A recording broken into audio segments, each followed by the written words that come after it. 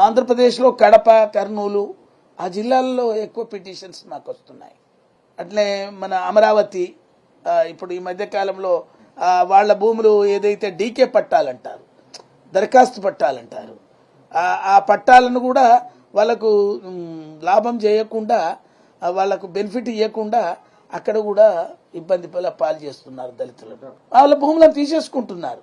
తీసుకొని ఎప్పుడో స్వతంత్రం రాపటి నుంచి బ్రిటిష్ కాలం నుంచి కూడా బ్రిటిషర్స్ దాని తర్వాత మన మన మన యొక్క స్వతంత్రం వచ్చిన తర్వాత కూడా వాళ్ళ కంటిన్యూ ఉన్నా కూడా వాళ్ళ భూములను అక్రమంగా లాక్కుంటున్నారు, వాళ్ళ కంపన్సేషన్ ఇవ్వట్లేదు. అట్లా మా దగ్గర నేను వచ్చిన కాలంలో ఒక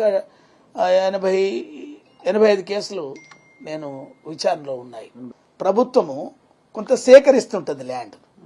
సేకరించే టైంలో వాళ్ళ దగ్గర డీకే పట్టా ఉంటారు, వాళ్ళు ఎంజాయ్ చేస్తుంటారు. మాకు ప్రభుత్వానికి అవసరం ఉందండి, మేము తీసేసుకుంటున్నాం.